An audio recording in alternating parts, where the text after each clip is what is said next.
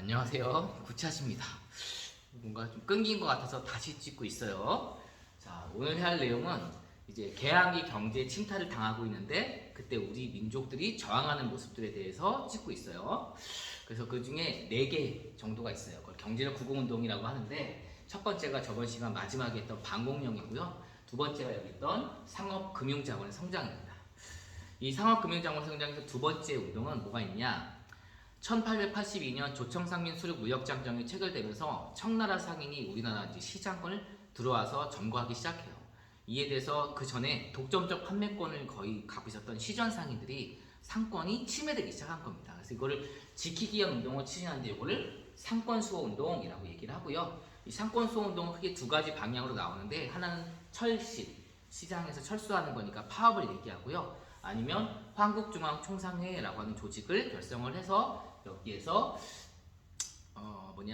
이제 외국 상인들에 저항하는 모습들을 보이게 됩니다. 한국중앙총상회는 공부하실 때 한국협회랑 헷갈리시면 안 돼요. 한국협회는 보부상들이 중심이 된 조직으로서 독립협회를 해산시킨 조직이고요. 한국중앙총상회는 시전상인들의 조직이라는 점에서 이름은 좀 유사하지만 조금 다른 단체다. 잘 기억해 두시고요. 그 다음에 또 하나가 뭐가 있느냐라고 한다면 외국의 거대 자본에 맞서서 우리 대주 여과 같은 전통 조선 상인들이 상회사, 일종의 주식회사 같은 거죠. 설립하게 됩니다. 그래서 대동상회, 장통상회 이런 회사들이 설립이 되고요. 이렇게 이제 우리나라 그 상인들도 이제 본격적인 조직적으로 나가기 시작하면서 크나큰 자본들이 필요하기 시작해요. 그 자본을 위해서 은행 같은 것도 설립됩니다.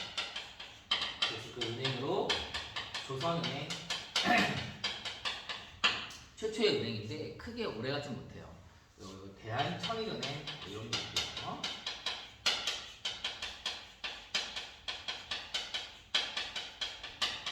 이 대한천일은행은 지금 이제 우리은행이라고 있죠. 그 은행의 이제 전신이 되겠습니다. 쭉 이어져 간다라고 볼 수가 있고요. 자, 그 다음에 이제 세 번째로는 뭐가 있느냐?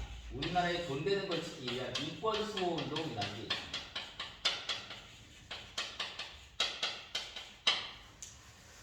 이권수호 운동 단체 중에서 시험에 낼 만한 단체는 크게 두 단체. 앞에 했던 단체들이에요. 첫 번째로는 뭐가 있냐? 독립협회가 있습니다.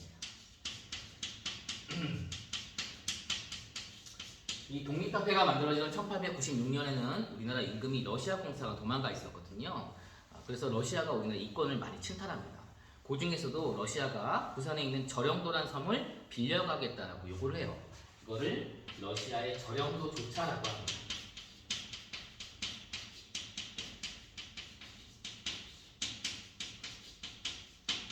조차 요구가 있었는데 이거를 저지시킨 단체가 독립협회예요. 대단한 단체죠. 영향가가 있는 활동이라고 볼 수가 있고요. 그 다음에 한러은행, 러시아 이런 은행도 다 폐쇄를 시켜버렸고요. 그 다음에 독일과 프랑스의 이권 요구.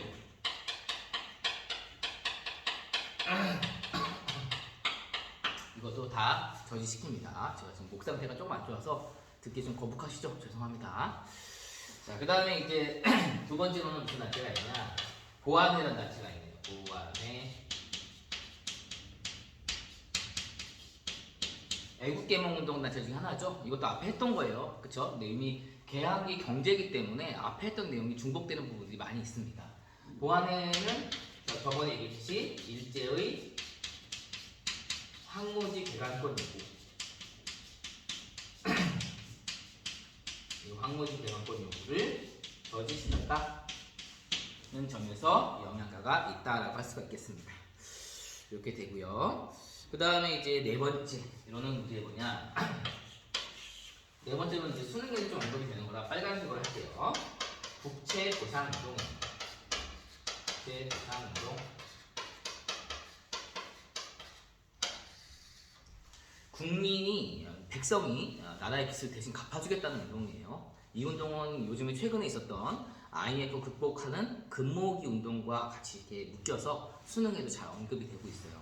여기는 국제보상운동에 대해서 언급을 하자면, 자, 이렇게 국제보상운동이 이루어지게 된 배경은 전 시간에 했던 내용인데요. 일제가 계속 계획적으로 그냥 이게 차관을 조성하죠. 빌려주게 되고 그 결과 대한제국의 재정이 일본에게 아니 예속됩니다. 대한제국의 재정이 예속된다. 그래서 이 당시에 빚진 돈이 대략 한 1,300만 원 정도였다라고 해요. 이 정도 금액이 완전히 일본에게 빚진 상태에 있는 거예요. 독립을 추구하는 정부 입장에서 경제적으로 예속되어 있다면 독립운동을, 즉 우리나라의 주권을 강화하기 위한 운동을 하기에는 어렵겠죠. 그래서 이거를 국민들이 대신 갚아주자라는 운동이 일어나게 되는데 그걸 국채보상 운동이라고 합니다. 그래서 이거의 전개 과정을 좀 살펴보게 되면요.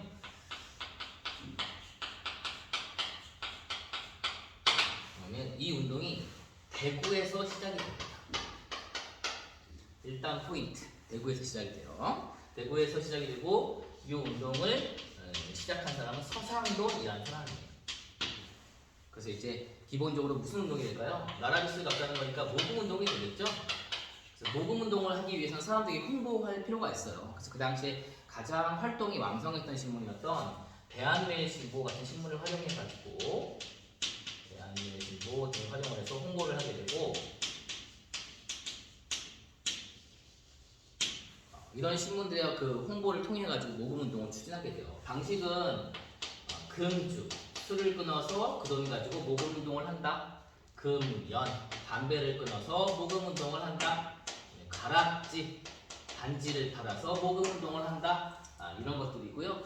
이런 운동이 일제 입장에서는 기분 좋을 리 없죠. 정부가 계속 재정이 예속돼야지만 조선을 점령하기가 쉬운데 이런 운동이 나면 안 되잖아요. 그래서 여기에 대해서 당연히 일제는 탄압과 반해를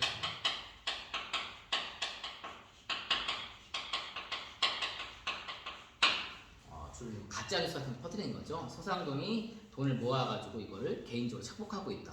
실제 모금에 활용하고 있지 않다. 이런 것들이 이제 퍼지게 되면서 결국 이 운동은 실패로 끝난다. 그럼에도 4개의 경제 극복 운동 중에서는 경제적 구국 운동 중에서는 가장 영향가 있다. 라고 보시면 되겠고요. 자, 이제 한 파트만 남았습니다. 바로 뭐냐? 계양기 사회와 문화입니다.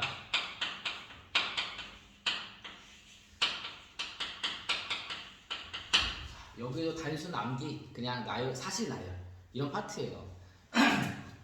자, 첫 번째 보면은 근대적인 시설들을 들 수가 있어요. 시설.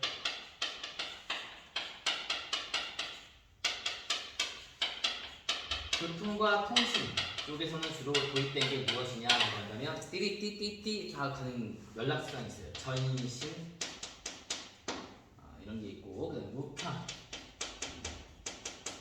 하지만 근대적 우편 업무는 바로 시행되지 못했다는 것은 알아두셔야 돼요. 근대적 우편 업무를 담당하기 위한 기구로 설치되는 걸 우정총국이라고 하는데 그 우정총국 개국 축하형 오픈 파티가 84년도에 열리게 되는데 거기서 김옥균이라는 사람이 뭔가를 일으키죠. 그래서 우정총국이 불타버려요. 그러면서 이제 이 근대적인 우편 업무는 조금 뒤로 미뤄지게 됩니다. 그리고 뭐 철도, 열차죠. 이런 시설이 들어오게 되고요. 그 다음에 두 번째로는 이제 들 수 있는 게 전기. 그래서 이 당시에 전등식 같은 거 열리게 되고요. 경복궁 같은 데서 전등식이 열리게 됩니다. 자, 그 다음에 세 번째로 의료시설. 김옥균이 우정총국에서 한참 사람들 이렇게 찌르고 있을 때 그 옆에서 알렌이라고 하는 의사가 우리가 최초의 수술을 진행하고 있었거든요. 그래서 거기서 이제 민씨들을 살리게 돼요. 그래서 이제 그에 대한 그 치아차 고종이 소원을 물었더니 최초의 서양식 병원을 짓는 게 꿈이라고 하고 그래서 우리가 이제 병원을 지어주게 돼요. 그게 우리나라 최초의 서양식 병원인 광회원이라고 하는 병원이고요. 원래 명칭은 제중원이라고 합니다. 그게 이제 광회원으로 이름을 개명하게 됩니다. 그 다음에 시설, 건축. 건축은 이 당시에 지어진 것으로 현재 남아있는 것 정도 봐주시면 되는데요. 독립협회가 지었던 독립문.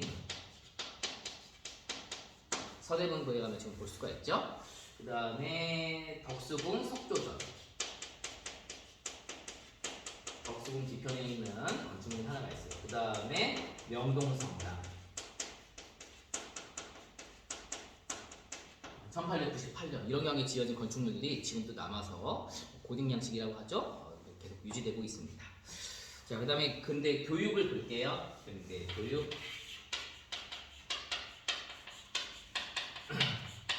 근대 교육은 학교를 얘기합니다. 학교가 어떻게 가는지 시기를 세 시기로 나눠서 볼 줄 알면 되는데요. 먼저 1880년대를 살펴보도록 하겠습니다. 오른쪽으로 할 텐데 필기가 잘 안 보이겠죠? 잠깐만요.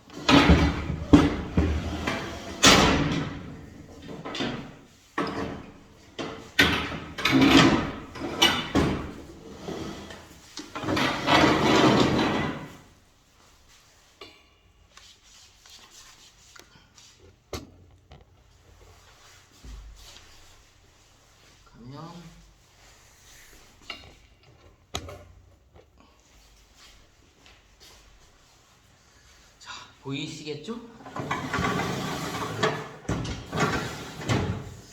자, 죄송합니다. 여러모로 좀 또 죄송한데 진도 계속 나가겠습니다. 여기까지 오늘 하는 범위까지가 중간고사 시험 범위예요. 자, 여기 이제 가서 이렇게 좀 잘 보이겠죠? 자, 1880년대 학교로는 크게 5개를 줄 수가 있어요. 그래서 그 중에 최초의 근대적 학교로 지어진 학교가 뭐가 있냐? 원산학사라는 학교가 있습니다. 원산학사 1883년도에 지어졌고요. 기억하실지 모르겠는데 강화도 조약에서 개항했던 부산, 원산, 인천 그 중에 하나죠. 개항장이죠. 그래서 외국인들이 많이 드나드는 곳이다 보니까 이 지역 주민들이 일찍 외국 문물에 눈을 뜨게 되고 교육의 필요성을 절감하게 돼요. 그래서 이건 이제 민간, 사립에서 지어진 학교고요. 여기는 문과 무, 학문과 무예를 동시에 가르치는 우리 예고랑 비슷한 거죠. 공부와 실기를 동시에 하는 그런 커리큘럼을 갖고 있고 대개 입학은 지방인 자제들 대개 이 원산 지역에 있는 자제들이 입학하는 그런 모습을 보이고 있습니다. 그 다음에 같은 해에 지어진 학교로서 뭐가 있냐면 동문학이라는 학교가 있어요. 동문학 똑같이 1883년도에 지어진 학교인데요. 이거는 이제 나라에서 세운 관립학교입니다. 이제 엄밀히 얘기하면 사실 학교라고 하기엔 좀 그렇고요. 일종의 학원? 왜 그러냐면 요 80년대 초반에 우리나라가 서구 열강들과 조약들을 많이 체결하는데 거기서 필요한 동시통역관들이 좀 부족한 거예요. 그래서 주로 이제 영어 통역관을 양성하기 위해서 설치한 곳이다라고 봐주시면 되겠습니다. 자, 이 동문학의 이제 성공을 바탕으로 유경공원이라고 하는 학교가 세워지게 돼요. 유경공원 1886년도고요. 자, 이것도 역시 나라에서 세운 관립학교입니다. 이 유경공원이 세워지면서 동문학은 폐교가 되는데 어쨌든 간에 이 유경공원은 기본적으로 좀 누구만 들어갔냐면 명문 집안 자제들만 들어갈 수가 있어요.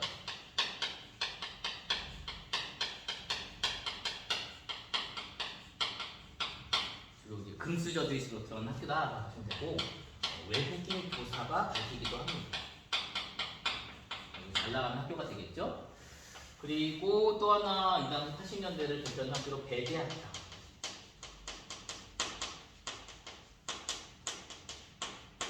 지금의 배려중 배제고 배제대 이게 이제 전신이죠. 이 배제학당도 1885년도에 세워지는데 이제 당시 선교사들이 세운 학교예요. 이 학교와 이제 비슷한 성격을 가진 학교로는 이화학당 될 수가 있고요. 이화학교는 1886년도에 세워집니다.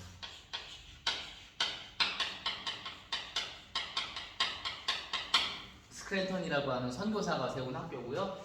당연히 선교사가 세운 사립학교인데 주로 여성 교육 쪽에 주안점을 줍니다. 그래서 지금의 이화여고, 이화여대에 이어지는 흐름을 갖고 있죠. 이게 80년대. 80년대는 약간 이렇게 좀 필요한 곳에 약간 중구난방식이라고 할까요? 이 필요한 곳에 이렇게 막 좀 이렇게 불규칙적으로 생긴 것이 80년대다라고 보면 돼요. 그러다가 1890년대가 되면 1890년대가 되면 기억하실지 모르겠지만 가보개혁이라고 하는 95년도에 개혁이 진행인데요. 그 중에 제2차 가보개혁 중간 기간에 고종 황제가 뭘 발표하냐면 교육 입국조서라고 하는 걸 발표합니다. 교육 입국조서 1895년이죠. 교육 입국조서 발표하게 되고 이걸 바탕으로 해서 교육만이 나라를 살릴 길이다 하고선 보다 좀 국가 개입이 된 체계적인 교육을 강조하고 공교육을 강조하게 됩니다. 자, 그러다 보니까 이제 당장 필요한 게 교사거든요. 교사를 양성하기 위한 학교를 사범대학교라고 하잖아요. 그래서 이 당시에 한성사범학교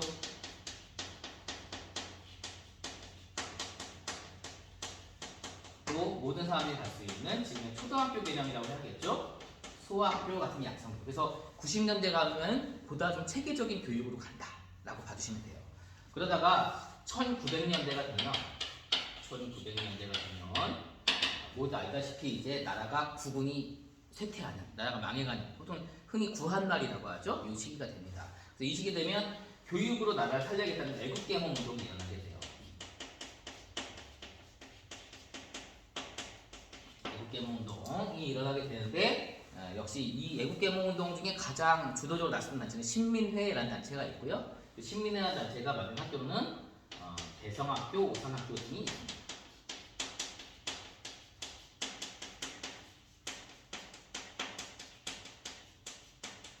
하지만 이런 교육은 우리 민족의 힘을 강화시키고 그것이 우리나라를 망하게 하는 데는 어려울 거 아니에요. 일본의 입장에서는. 그래서 일본의 입장에서 어떻게 하냐? 이거를 사립학교령이라고 하는 명령을 내서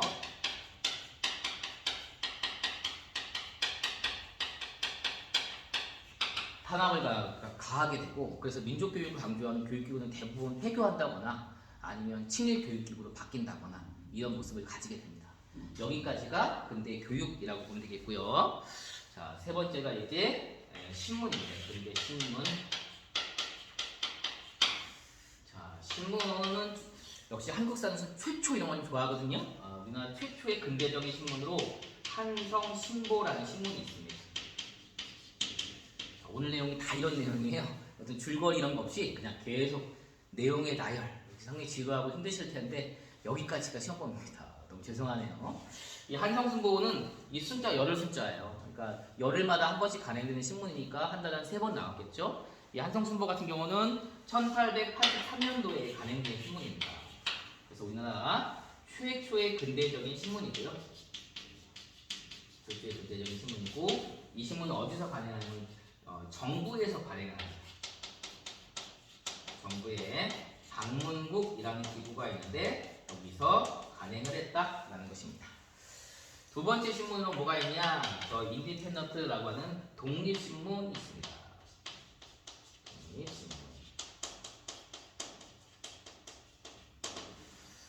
1896년도에 간행이 됐고요. 이 간행인은 누구냐면 우리 배웠죠? 서재필이라고 하는 사람입니다. 이 서재필이라는 사람은 독립협회와 아주 밀접한 연관을 갖고 있죠.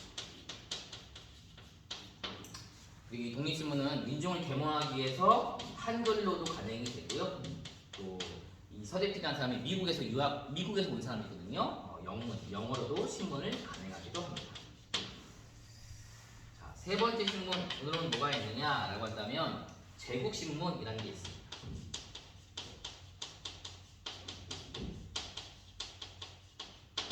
자, 이름은 상당히 거창한데 뭐 황, 제 이런 단어가 들어간 거는 대한제국시, 그러니까 고종황이 황제다라고 선포한 그 대한제국시기에 만들어진 단체나 이런 어떤 창작물 같은 것들은 대부분 이런 이름이 들어가요. 지금 거창해 보이긴 하죠. 1898년도에 만들어진 신문이고요. 대개 부녀자와 민중들을 대상으로 타겟을 만들었습니다. 그러다 보니까 이분들이 읽어야 하다 보니까 이분들이 당시에는 교육을 많이 받지 못했거든요. 그래서 이분들이 잘 아는 한글로 주로 간행하는 모습을 보이게 돼요. 네 번째 신문으로 뭐가 있느냐? 제국신문과 동시기에 만들어진 황성신문이라는 신문이 있어요. 황성신문 1898년도에 간행된 신문이고요. 여기는 타겟이 양반입니다. 그래서 이제 아무래도 문자를 알기 때문에 한문으로도 간행이 되고요. 이 신문은 조금 중요했던 게 뭐냐면 1905년 을사늑약이 됐을 때 많은 언론이 침묵하고 있었는데 그 와중에서 이 신문의 주된 주필 이 장지연이라는 사람이 있었는데 그 사람이 주축이 돼서 시자 방성대곡이라고 하는 오늘에야 공로가 크게 온다라고 하는 유명한 사설을 발표해서 그 사설로 유명한 신문이 황성신문이다라고 할 수 있습니다. 하지만 그 신문 중에 요즘 이제 좀 특히 모의고사나 수능에서 대세로 잘 나오는 신문은 5번째 신문이 되겠어요. 그게 바로 무슨 신문이냐? 대한내일신보입니다. 대한내일신보.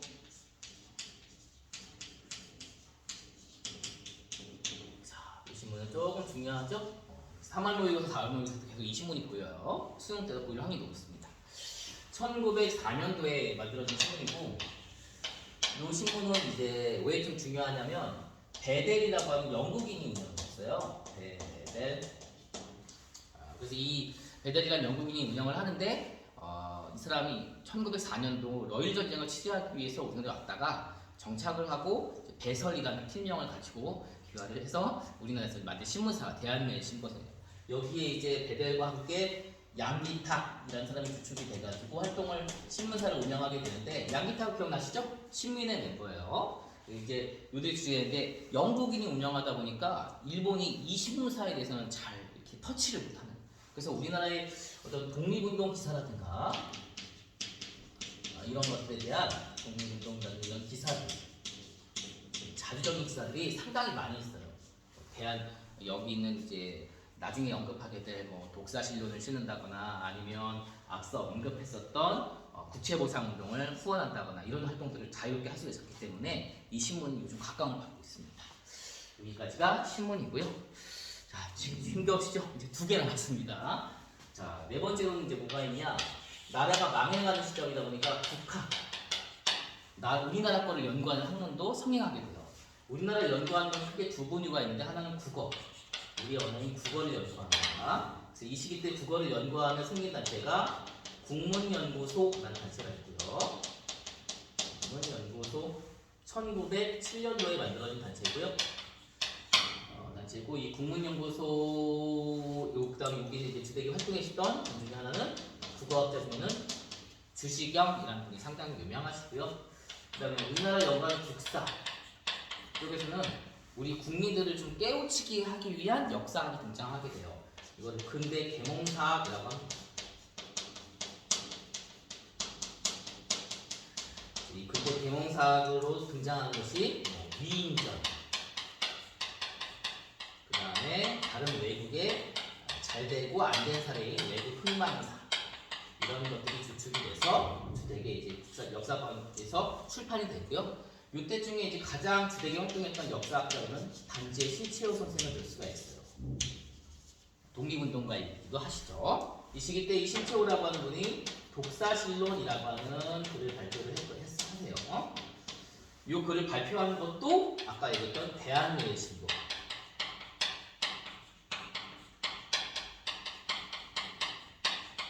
신보에 1908년도에 발표를 하게 됩니다. 그리고 이 신문 자체는 이 독사실론이라고 하는 글 자체는 앞으로 이제 다음 기말고사 때 많이 등장하게 될 텐데요.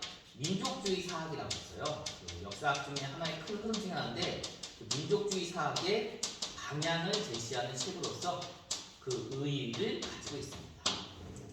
자, 이제 마지막입니다. 5번째는 종교예요.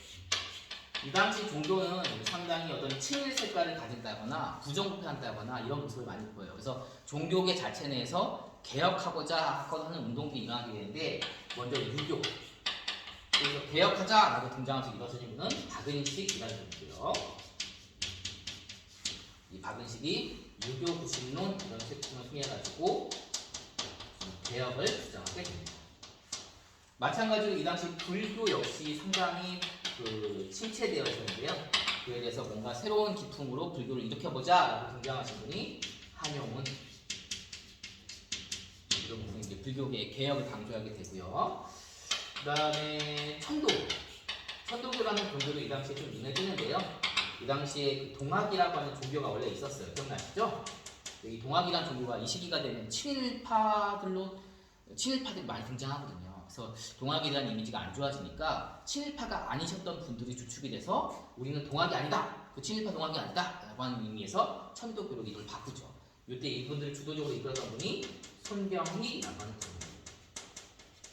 나중에 이제 그 3.1운동 때 민족대표 33인 중에 한 분이 되시죠. 그 다음에 네 번째로는 대종교를 볼 수가 있습니다. 대종교는 1905년 을사는 계약을 체결할 때 거기에 사인을 한 을사오적이라고 하는 아주 이상한 놈들이 있는데 그 놈들을 죽이기 위해서 오적 암살단을 조직하신 분이 있어요.